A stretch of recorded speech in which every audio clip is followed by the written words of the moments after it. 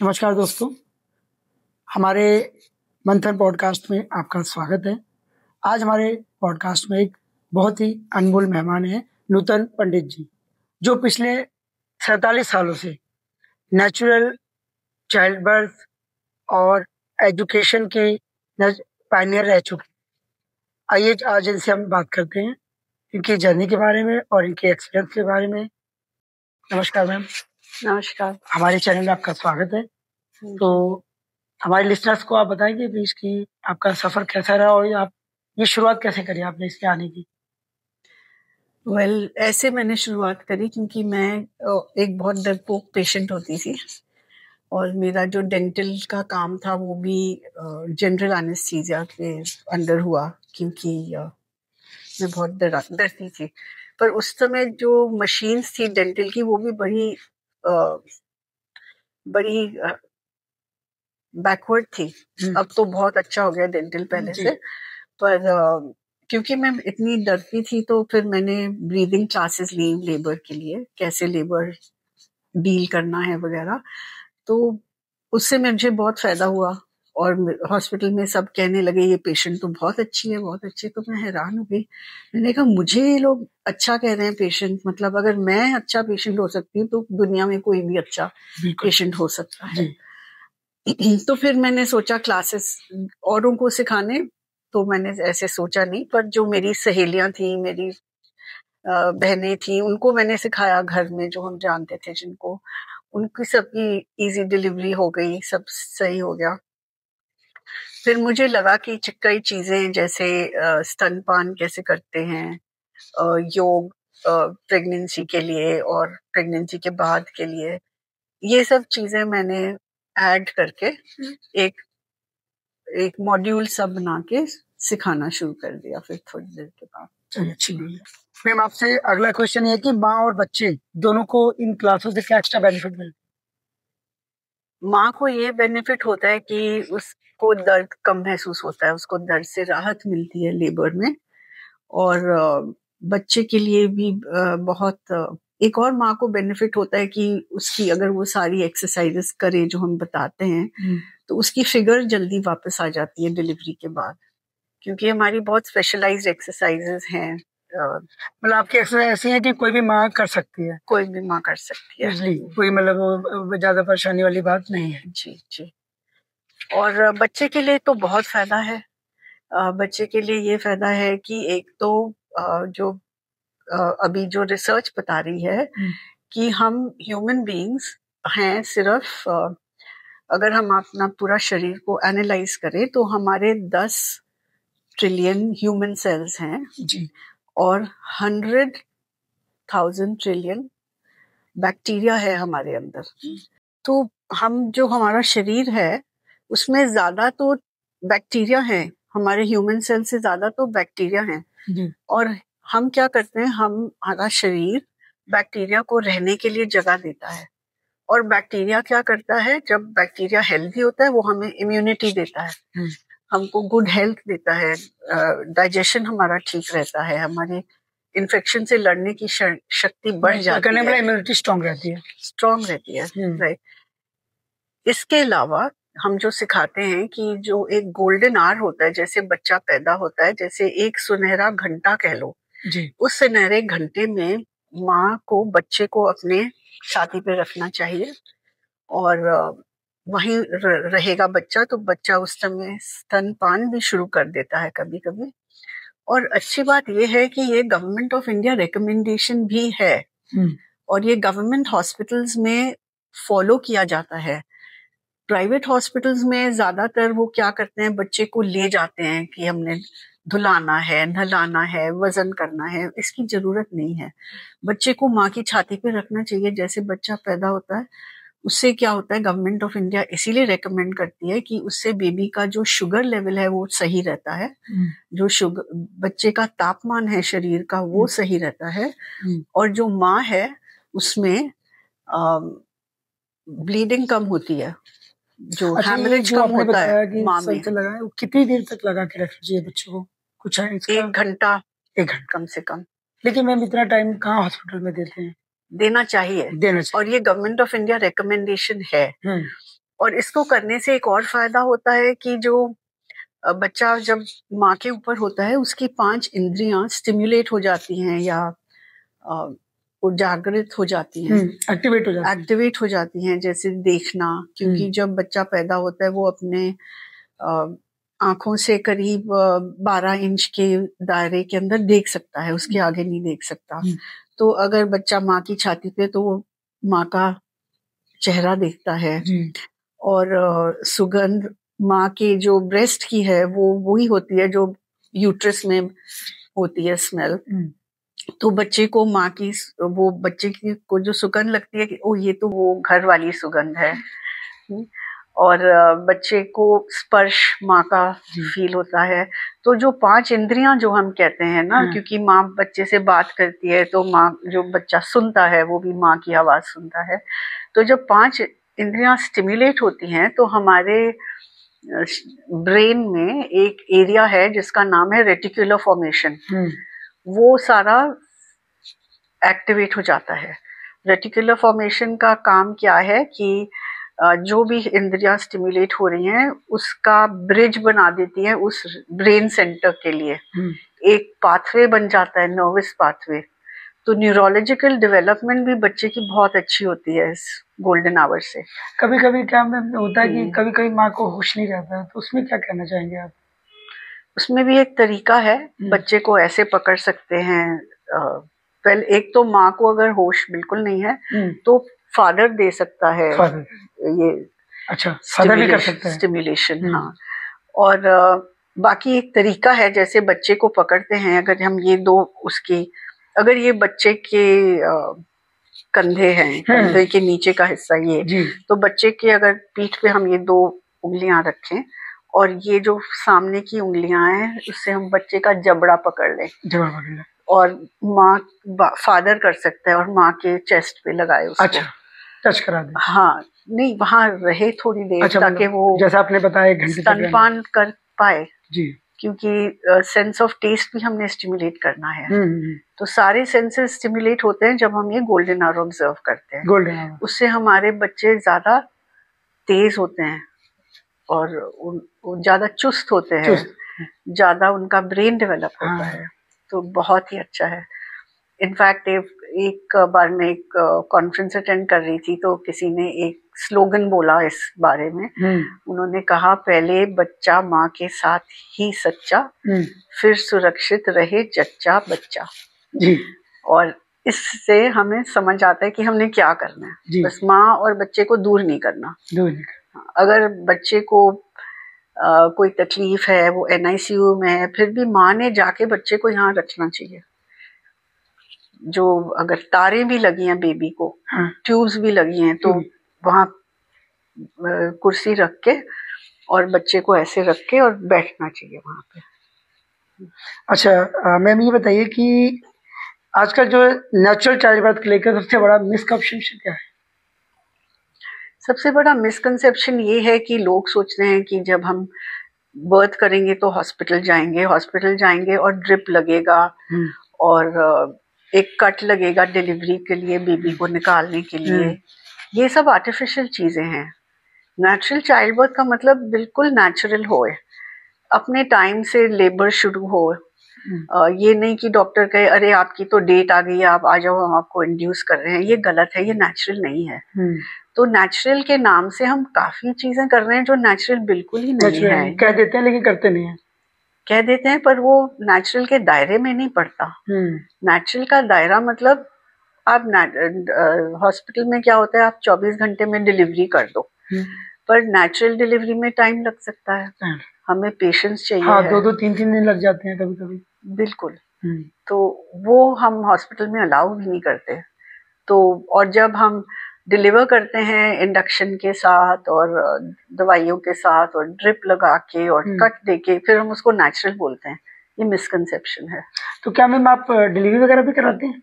नहीं, आप नहीं कराते? मैं लोगों को प्रिपेयर करती हूँ डिलीवरी के टाइम, कैसे ब्रीथ करना, कैसे मूव करना, कैसे रिलैक्सेशन करना। क्योंकि जब माँ टेंस होती है तो उसके मसल्स ठीक से काम नहीं कर पाते। जी। जब वो रिलैक्स होती है तो उसके मसल्स ठीक से काम कर पाते हैं। अच्छा मैम, आजकल के मेडिकल सिस्टम में और आपके नेचुरल अप्रोच में क्या फ़र्क है? आजकल के सिस्टम में क्या है कि बहुत हम डायग्नाइज करते हैं, हम हर चीज़ को चेक करते हैं कि ये ठीक है, वो ठीक है, नहीं है। तो हमने थोड़ा विश्वास रखना चाहिए कुदरत पे भी, जी क्योंकि कुदरत ही बच्चे को बड़ा करेगी। बिल्कुल सही। अगर हमें 10 टेस्ट मिलें और 10 टेस्ट कुछ कहें तो उसके बारे में हम कर क्या सकते हैं? तो इतना ज़्यादा डायग्नोसिस की ज़रूरत नहीं है। जैसे हमने ट्रस्ट में रहना चाहिए और ज़्यादा टेस्ट नहीं कराने चाहिए। और दूसरी बात मैं कहना चाहूँगा आपसे, ऑफ कोर्स अगर कोई मेडिकल कंडीशन है तो और बात है, पर नेचुरल में बिल्कुल, जैसे कई लोग कहते हैं अरे मुझे तस्वीर वाली जांच करानी है, ये है वो, एक्साइट हो जाते हैं और उनको लगता है उनको बहुत अच्छी ट्रीटमेंट मिल रही है। ये बात गलत है, हमने जस्ट ट्रस्ट में रहना चाहिए।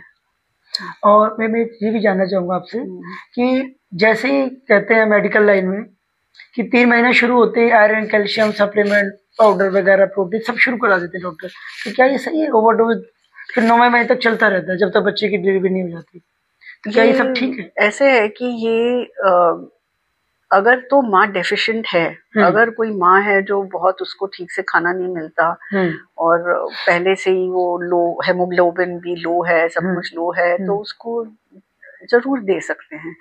पर अगर माँ ठीक से खाना खाए, उससे भी उसको अपना वो नरिशमेंट मिल सकता है। उसके अलावा टिश्यू रेमेडीज होती हैं, होम्योपैथी के अंडर बिकती हैं। एक टिश्यू रेमेडी कॉम्बिनेशन है, बायो कॉम्बिनेशन 26, वो एक्चुअली इजी डिलीवरी के लिए है और बच्चे की ग्रोथ के लिए है। पर उससे क्या होता है कि जो आयरन और कैल्शियम टैबलेट से कभी माँ को नौसिया होता है या काफी लोगों को कॉन्स्टिपेशन हो जाता है, प्रॉपर एब्जॉर्ब नहीं होती बॉडी में, कॉन्स्टिपेशन हो जाता है। तो जो बायो कॉम्बिनेशन 26 है, ये एक तरीके का टॉनिक है, पर ये दवाई नहीं है, ये टिश्यू सॉल्ट है। हमारी बॉडी में 12 टिश्यू सॉल्ट होते हैं, कहते हैं। तो ये उन सॉल्ट्स का कॉम्बिनेशन है। तो कई लोगों को जिनको बहुत साइड इफेक्ट हो रहे हैं इन सप्लीमेंट से, या तो वो बंद कर देते हैं खाने सप्लीमेंट्स और खाने पे ध्यान देते हैं, और या तो वो ये कॉम्बिनेशन 26, तो अदर दूसरे ऑल्टरनेटिव्स भी हैं उसके, जरूरी नहीं हम गोलियां ही खाएं। हाँ बिल्कुल। मैम, आजकल के ज़माने में सबसे ज़्यादा ये जो गलतियाँ हो रही हैं प्रेग्नेंट वुमेन, तो क्या गलतियाँ कर रही हैं? प्रेग्नेंट वुमेन में क्या गलतियां कर रहे हैं, वो अपने आप को ट्रस्ट नहीं कर रहे, जज नहीं कर पा रहे। वो हमेशा वो कहते हैं, वो चाहते हैं कि कोई उनको कहे कि सब ठीक है, पर अगर उनको ठीक फीलिंग मतलब वो कहते हैं अच्छा टेस्ट करा के पता करें सब कुछ ठीक है कि नहीं। पर मैं अगर एक नॉर्मल प्रेग्नेंट लेडी है, उसको मूवमेंट्स भी फील हो रही हैं और वो घर पे है और वो अच्छे से खा रही है, खुश है, उसको कुछ ज़्यादा टेंशन नहीं है, तो वो ट्रस्ट कर सकती है अपनी बॉडी को और नेचर को। उसको हमेशा रीअश्योरेंस नहीं चाहिए, हमको परमिशन नहीं चाहिए होती हेल्दी होने की। अगर हम अच्छा फील कर रहे हैं तो हमने उसमें खुश रहना चाहिए, हमने उसमें ये नहीं सोचना चाहिए कि हम अच्छा फील कर रहे हैं पर चलो टेस्ट भी करा लें कि हम अच्छे हैं। आप कैसे फील कर रहे हो, इंट्यूशन, जो हमारा इंट्यूशन होता है, हमारा इंट्यूशन हमें बताता है। कई बार डॉक्टर के पास हम जाते हैं और हमको लगता है कि अरे ये डॉक्टर ऐसे क्यों कह रहा है, मैं तो ठीक हूँ, या हमें लगता है कि मैं तो बिल्कुल ठीक नहीं हूँ, ये डॉक्टर क्यों मेरे को सीरियसली नहीं ले रहा। अंदर से हमें पता होता है कि हम ठीक हैं कि नहीं। जी। तो वो उससे हमने टच में रहना चाहिए और हमने बाहर नहीं देखना चाहिए हम कोई प्रिस्क्रिप्शन लेके ठीक हो जाएंगे, हम कोई टेस्ट लेके ठीक हो जाएंगे, ऐसी बात नहीं है। हम अपने में ट्रस्ट करना चाहिए, नेचर में ट्रस्ट करना चाहिए। अच्छा मैम, आपके क्लास में कोई यादगार केस है जो आपसे काफी टचिंग रहा हो आपसे? हाँ, पिछले आई थिंक 2 साल पहले एक ऐसा केस आया जो मुझे लगा कि वाह ये तो बहुत ही अच्छा केस है।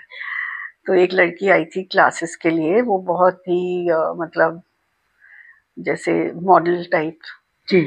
और फिर उसने सब कुछ बहुत ध्यान से सुना करा और उसकी बेबी हुई 4 किलो की नॉर्मल डिलीवरी। बिल्कुल एपिजियोटमी भी नहीं लगी, कुछ नहीं, बहुत इजी। ब्रेस्ट फीडिंग भी उसने बहुत अच्छे से करी। तो बहुत अच्छा लगता है जब कोई ऐसा स्टूडेंट होता है जो हर चीज फॉलो करता है। जी। अच्छा मैम, सिजेरियन डिलीवरी आजकल खूब बढ़ रही है, इसका रीजन क्या है? इसका रीजन एक तो है कि हम बहुत सारे टेस्ट करा रहे हैं और उसमें क्या होता है कि मदर अपना कॉन्फिडेंस लूज कर जाती है। जैसे एक माँ को कहा था कि आपका बच्चा ठीक नहीं है, टेस्ट रिपीट कराओ। उसने रिपीट कराया, उसमें पता चला कि बच्चा ठीक है।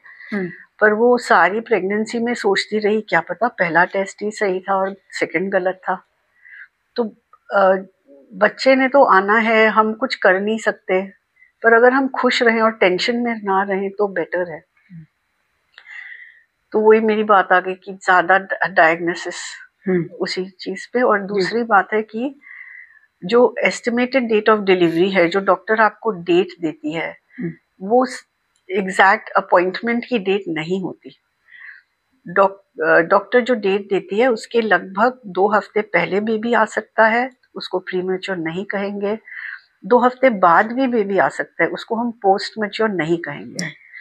तो पर हम वो एक डेट को लेके बहुत सारे डिसीजंस लेते हैं। इतना तो करते हैं कि हम पहले ही बेबी को डिलीवर भी करा देते हैं कई बार, जो सही नहीं है।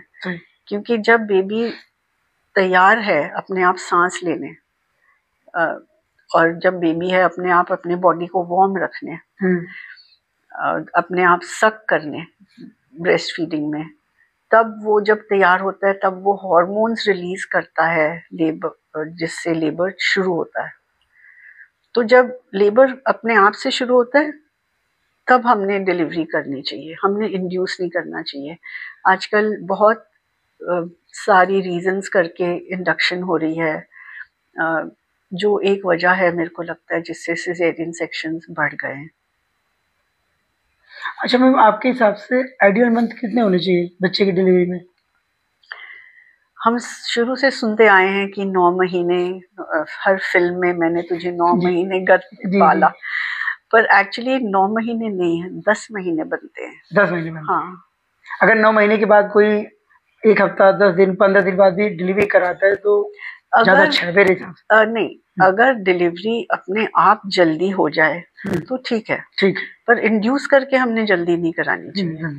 अगर डिलीवरी अपने आप लेट हो जाए तो भी ठीक है। देखो, बच्चे ने आना ही है, अगर हम बच्चे को इंड्यूस नहीं करेंगे तो बच्चा अगले हफ्ते आएगा या अगले दिन आएगा या अगले 2-3 दिनों में आएगा। बच्चा अगले साल तो नहीं आएगा ना। जी है ना, कुदरत ने कुछ तो कानून रखे हैं जो वो नेचर भी फॉलो करता है, और हमने नेचर को डिस्टर्ब नहीं करना चाहिए। जब भी हम नेचर को डिस्टर्ब करते हैं हम सफर करते हैं। अच्छा मैम, काफी बार हमने सुना है, मैं भी एक केमिस्ट हूँ, तो मेरे पास तो काफी लोगों के, सभी डॉक्टर के फीडबैक आते हैं, हर हॉस्पिटल का वो आता है। तो मैंने ये सुना है अक्सर कि लास्ट में क्या होता है, डॉक्टर कहते हैं कि बच्चे ने अंदर पॉटी कर दी है या बच्चा घूम नहीं रहा या कोई परेशानी है, तो अब जो है सिजेरियन नहीं करना पड़ेगा। अगर बच्चे ने चल रहा होता है, अगर बच्चे ने पॉटी कर दी है और बच्चे का हार्ट बीट ठीक है तो हम नॉर्मल डिलीवरी कर सकते हैं। तो वैसे अगर फैलाते हैं, डरा देते हैं। हाँ, ये कई चीजें हैं जो जैसे आमतौर पे कहते हैं पानी बहुत कम हो गया, पानी बहुत ज्यादा हो गया, या कहते हैं बच्चा बहुत छोटा है, बच्चा बहुत बड़ा है, या बच्चे के कॉर्ड नाल कॉर्ड में है, गले में है, वो भी नॉर्मल डिलीवरी हो सकती है। हाँ, मेरा बेटा पैदा हुआ था कॉर्ड के साथ, नॉर्मल डिलीवरी, और मेरे स्टूडेंट्स की भी कईयों की नॉर्मल डिलीवरी हुई है। और जो मेडिकल टेक्स्ट बुक्स हैं वो भी कहते हैं कि 1-2 कॉर्ड होती है कई बार, और उसमें कोई प्रॉब्लम नहीं है। मतलब घबराना नहीं चाहिए। नहीं, जब कोई भी आपको सिम्टम हो, जो भी हमने अभी डिस्कस करें, पर बेबी का हार्ट बीट ठीक है, मदर मूवमेंट्स फील कर रही है, तो वेट कर सकते हैं हम, जल्दी नहीं करनी चाहिए डिलीवरी के लिए। वेट कर सकते हैं। हाँ, वेट मीन्स मतलब ऐसे ऐसे है, अगर हम आपको कहें कि भैया आप ना सड़क पे नहीं जाना, एक्सीडेंट हो सकता है, बिल्कुल, हाँ, आपके सिर पे पेड़ गिर सकता है, और या कोई साइकिल वाला आपको मार सकता है, ये सब चीजें सच है, पर होती कहाँ है, हम तो जाते हैं ना सड़क पे, रिस्क लेते हैं, जरूरत है तो जाना ही है। हाँ, बिल्कुल जाते हैं, लाइफ तो लिव करनी है ना, हम फ्रीज करके तो बैठ नहीं सकते। अगर मैं यहाँ बैठ जाऊं और डॉक्टर सब आए कि हम आपके सारे टेस्ट लेते हैं, आप कहीं मरने तो नहीं वाले नेक्स्ट मिनट, तो टेंशन से ही मर जाऊंगी। जी बिल्कुल, है ना। और क्या हेल्प करेगा, नॉर्मल लिविंग हेल्पफुल है कि टेंशन में रहना हेल्पफुल है जी। कुछ और बोलना है आपको? अगर कुछ और कहना है तो मेरे हिसाब से तो हो गया, या कुछ आपका एडिशन कराना है तो बताइए। मैं चाहती हूँ कि ये जो माएँ हैं जिनको बेबी होने वाले हैं, अगर वो एक चीज का ध्यान रखें कि इंडक्शन ना कराएं, अपने आप बेबी को आने दें अपने टाइम से, वो बेस्ट है उनके लिए और बेबी के लिए। क्योंकि जब लेबर होता है नॉर्मली तो माँ एक हार्मोन ऑक्सीटोसिन रिलीज होता है माँ के शरीर में, जो बेबी को भी पहुंचता है। ऑक्सीटोसिन से क्या होता है कि बेबी और माँ की बॉन्डिंग हो जाती है, पेन रिलीफ मिलती है, उनका डाइजेशन इम्प्रूव होता है, उनकी सोशेबिलिटी इम्प्रूव, ये सब अभी 2012 में रिसर्च निकला है। और जब हम इंड्यूस करते हैं लेबर ड्रिप लगा के, तो ऑक्सीटोसिन का जो केमिकल फॉर्म देते हैं उनको पिटोसिन जिसको कहते हैं, या सिंटोसिन ड्रिप में देते हैं, पिटोसिन इंजेक्शन में देते हैं।